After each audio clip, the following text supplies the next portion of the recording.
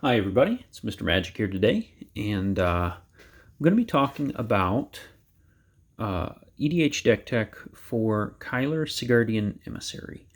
I am not the author of this deck. This goes to my buddy Norm. He is a fantastic friend, and he is a very, very good deck builder. He's very good at synergy. He's very good at budget. He's very good at really zeroing in on making a deck do one thing really, really well. So, this is his Kyler Sigardian Emissary, and this video is in response to a request from YouTube user Pills. So, Pills, a shout out to you, shout out to Norm. Per Norm, as I talked with him about this today, the goal of this deck is play cheap humans, make Kyler big, make everybody else big. So that's what this deck does. Now, Kyler costs white, green, and 3. For a 2/2, says whenever another human enters the battlefield under your control, put a +1/+1 counter on Kyler Sigardian Emissary. Other humans you control get +1/+1 for each counter on Kyler. So there's Kyler. Well, let's start with our mana base. We've got 13 planes, pretty straightforward there. We've got 13 forests, very balanced. Then for our utility lands, we have Llanowar Reborn, enters the battlefield tapped, add green, graft 1. When it enters the battlefield, with a +1/+1 counter on it, and whenever a creature enters the battlefield, we can move the +1/+1 counter from Llanowar Reborn onto that creature. Gingerbread Cabin, enters the battlefield tapped unless you control 3 or more forests, and when it enters the battlefield, create a food token. Then we have Idyllic Grange, enters the battlefield tapped unless you control 3 or more planes, and when it enters the battlefield untapped, put a +1/+1 counter on target creature you control. So a little bit of +1/+1, drop a +1 counter on Kyler, and then he buffs everybody else. Then we'll move on to our multicolor lands. We have Tranquil Expanse, enters tapped, add green or white. Blossoming Sands enters tapped. When it enters, you gain a life, add green or white. Overgrown Farmland enters the battlefield. Overgrown Farmland enters the battlefield tapped unless you control 2 or more other lands, and taps for green or white. Then Selesnya Guildgate enters tapped, add green or white. Got an Evolving Wilds, just in case. And then we have a Swamp and a Mountain. Oh, wait, no, not really. So these are stand-ins for a Jeweled Lotus and a Mana Crypt, respectively. I have a Lotus. I have one Jeweled Lotus in my... I have a complete collection of Modern Horizons 2. And so I don't run a Jeweled Lotus in any deck because I don't want to break that collection. So Norm has more than one Lotus, and he's got more than one Mana Crypt, and I don't have any Mana Crypt at all. So very, very, I'm adding green for envy, Norm, on that Mana Crypt. But those are proxied in right there. Then we come to our artifacts. We've got Mask of Avacyn, costs 2. The equipped creature gets +1/+2 and has hexproof. That's just to try to keep Kyler on the field, keep him protected. Avacyn's Memorial, indestructible, and other legendary permanents you control have indestructible. That will affect Kyler and a number of other humans in the deck. And then finally, Weapon Rack. Costs 4 and enters the battlefield with 3 +1/+1 counters on it. Then you can tap it to move a +1 counter from Weapon Rack onto target creature. So putting those counters onto Kyler. We have one creature in here, the Gnarled Colony. It's a beast. It's not a human. This is the only creature that's not a human. If Gnarled Colony was kicked, it enters the battlefield with 2+1/+1 counters on it. Each creature you control with a +1/+1 counter on it has trample. So this will have trample, and Kyler will have trample, definitely. Regardless of whatever else in the deck ends up with trample, those two things will have trample. So then we hit our enchantments package. Unquestioned Authority, white 2, and when it enters the battlefield, draw a card, and the enchanted creature has protection from creatures. So a great way to keep Kyler alive. Unnatural Growth. Kyler's going to get big anyway, and then Unnatural Growth just kind of makes this stupid. At the beginning of each combat, double the power and toughness of each creature you control until end of turn. So that's every combat. That's even when your opponents go to combat, Kyler and all your other humans are going to get doubled. Felidar Retreat, landfall. So landfall, create a 2/2 white cat beast creature token, or put a +1/+1 counter on each creature you control. Those creatures gain vigilance until end of turn. So, Gnarled Colony would give your +1/+1 countered creatures trample, and Felidar Retreat is going to give them vigilance. So fantastic combination there. You can hit your opponent and leave yourself with available blocking. Cathar's Call. The enchanted creature has vigilance, and at the beginning of your end step, create a 1/1 white human creature token. So just making free white humans for Kyler to pump, because he buffs other humans you control get +1/+1 for each counter on Kyler. So, Candle Trap costs white. The enchanted creature has Defender. Prevent all combat damage that would be dealt by enchanted creature. And that lets you... you play this on your opponent's creature, is actually what you do. And so your opponent's creature is not going to be able to go to combat because it has Defender. Well, then pay white and 2, sacrifice Candle Trap, exile the enchanted creature. Activate only if you control 3 or more creatures with different powers. That part can be a little bit difficult because of the way Kyler buffs everybody, but if you got 3 creatures or 3 humans that start out with different base powers, and Kyler's buffing them all the same, you might pull that Coven off. But that's a great way to deal with someone else's big creature. Laid to Rest, enchantment. Whenever a human you control dies, draw a card.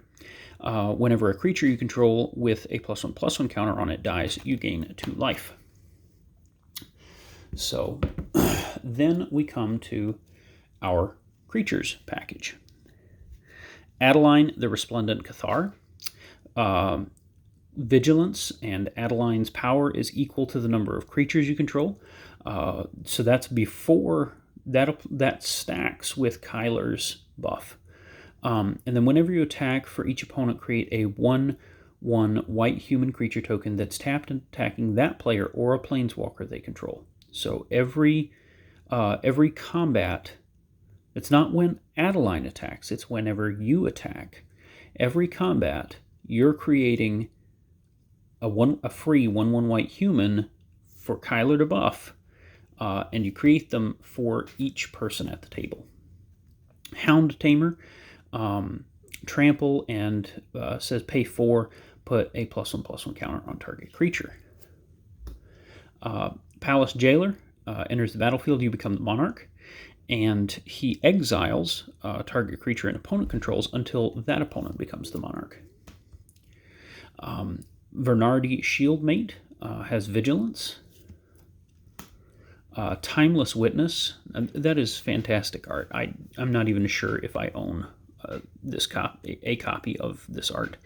Enters the battlefield, return target card from your graveyard to your hand, and then eternalize 5 green. So somebody in the comments let me know what eternalize is. I'm totally unfamiliar with that, actually. Youthful Knight has first strike. Daybreak Chaplain has lifelink. Dauntless Survivor enters the battlefield with a +1, and then you put a +1/+1 counter on target creature, so he ETBs and buffs Kyler. Dawnheart Wardens, Vigilance, and then Coven. At the beginning of combat on your turn, if you control 3 or more creatures with different powers, creatures you control get +1/+0 until end of turn. Savior of Allenbach has training. Whenever this creature attacks with another creature with greater power, put a +1/+1 counter on this creature. Whenever Savior of Allenbach trains, exile up to 1 other target creature from the battlefield or creature from a graveyard. When Savior of Allenbach leaves the battlefield, put the exiled cards onto the battlefield under their owner's control. So that's just very, very powerful. Every time he buffs, the object is that Kyler should stay bigger than the Savior of Allenbach.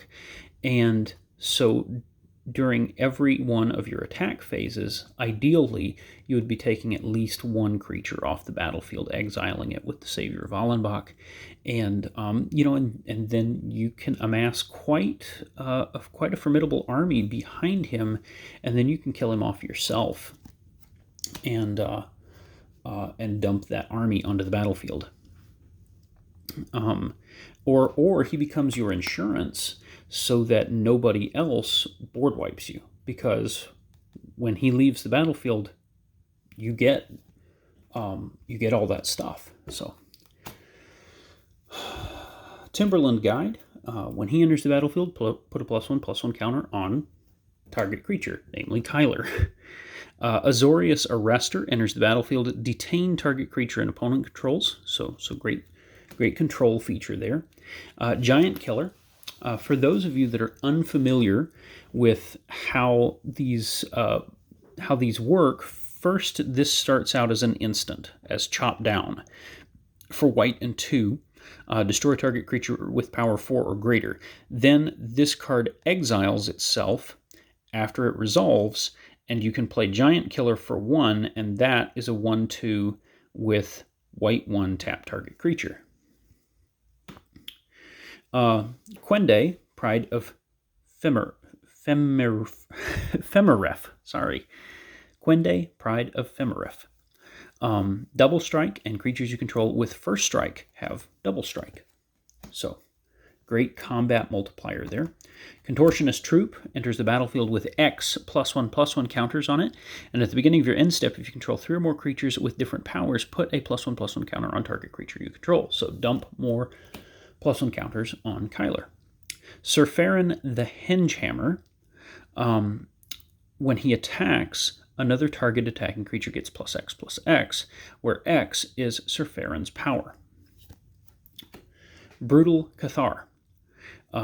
When this creature enters the battlefield or transforms into Brutal Cathar, exile target creature and opponent controls until this creature leaves the battlefield. The Sigardian Paladin. As long as you've put 1 or more +1/+1 counters on a creature this turn, Sigardian Paladin has Trample and Lifelink. White, green 1, target creature you control with a +1/+1 counter on it gains Trample and Lifelink until end of turn. So, Sigardian Paladin is there to just kind of spread the love around. You're putting +1 counters on stuff anyway, so why not buff? Why not buff up those creatures and give them Lifelink and Trample? Yay! Palace Sentinels enters the battlefield. You become the Monarch. Banisher Priest enters the battlefield. Exile target creature and opponent controls until Banisher Priest leaves the battlefield. Fiend Hunter. When Fiend Hunter enters the battlefield, you may exile another target creature. When Fiend Hunter leaves the battlefield, return the exiled card to the battlefield under its owner's control. Tauren's Fist of the Angels has training. Whenever he attacks with another creature with greater power, put a +1/+1 counter on him. And whenever you cast a creature spell, create a 1/1 green and white human soldier creature token with training. So he has training, and then he makes stuff with more training. So lots and lots of +1/+1 counters. Beloved Princess can't be blocked by creatures with power 3 or greater, and has lifelink. Dual Craft Trainer, first strike, and Coven. Let's see. If you have Coven, target creature you control gains double strike until end of turn. Cloaked Cadet has training. Whenever one or more +1/+1 counters are put on one or more humans you control, draw a card. This ability triggers only once each turn. The Allenbach Escort. Vigilance and sacrifice Allenbach Escort. Target creature you control with a +1/+1 counter on it gains lifelink and indestructible until end of turn. Fencing Ace has double strike. And Vizier of Deferment has flash. Whenever Vizier of Deferment enters the battlefield, you may exile target creature if it attacked or blocked this turn. Return that card to the battlefield under its owner's control at the beginning of the next end step. So let's say you've got lethal damage, but your opponent has a blocker. You go to combat just like normal. You lure them in. They declare blockers with their creature. You flash in Vizier of Deferment, and you hit for lethal damage. That's the setup. Maja, the Bretagard Protector. Other creatures you control get +1/+1, and whenever a land enters the battlefield under your control, create a 1/1 white human creature token. So, before we go further, I'm going to make a couple of recommendations. The first is that I think this deck could benefit from Retreat to Kazandu, which is a green enchantment with landfall. You either gain 2 life or you put a +1/+1 counter on target creature. That's a great function there. Another is Ozolith. If you've got Ozolith, when creatures with +1/+1 counters on them leave the battlefield, those counters go onto the Ozolith.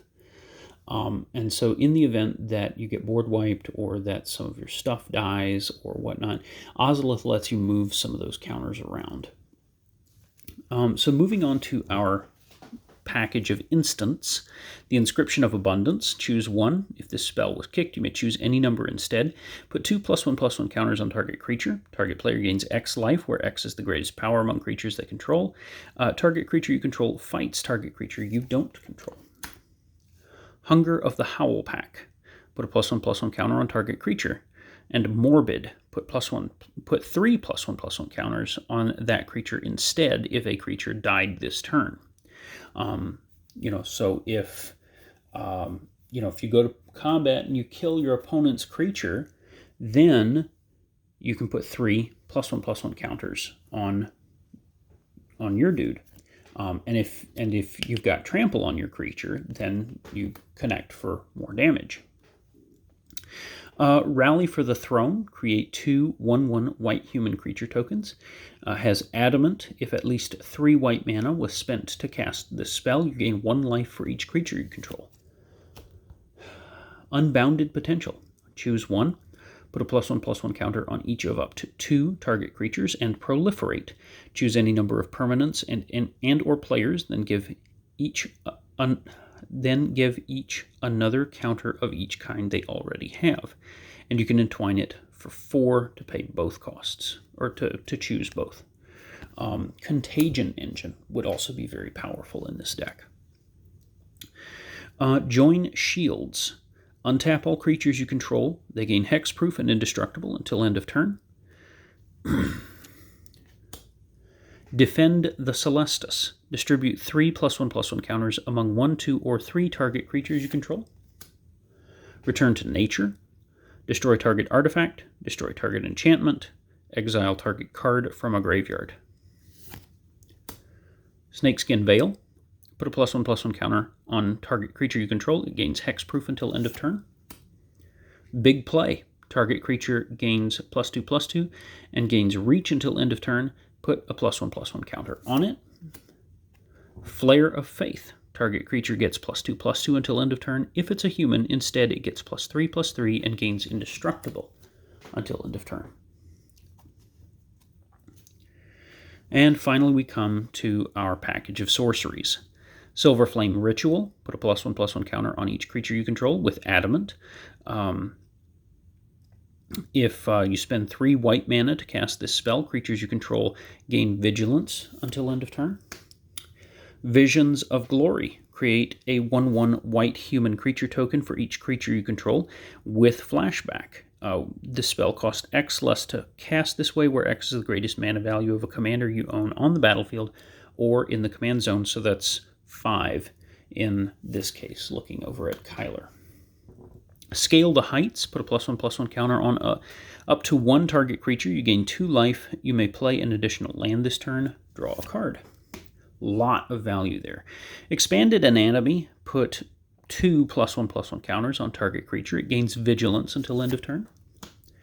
Biogenic Upgrade, distribute 3 +1/+1 counters among 1, 2, or 3 target creatures, then double the number of +1/+1 counters on each of those creatures. Outmuscle, put a +1/+1 counter on target creature you control, then it fights target creature you don't control.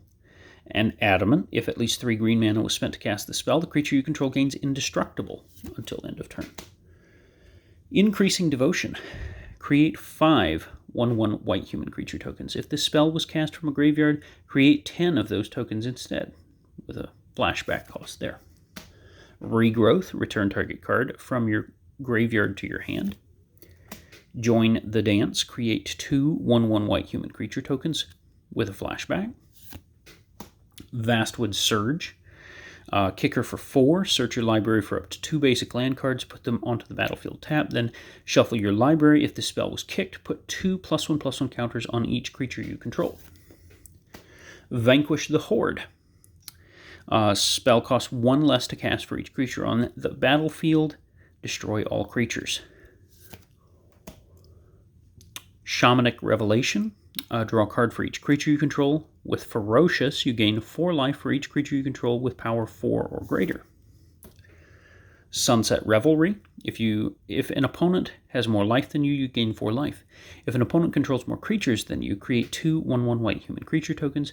If an opponent has more cards in hand than you, draw a card. Earthen Arms, put 2 +1/+1 counters on target permanent. Awaken 4 for green and 6.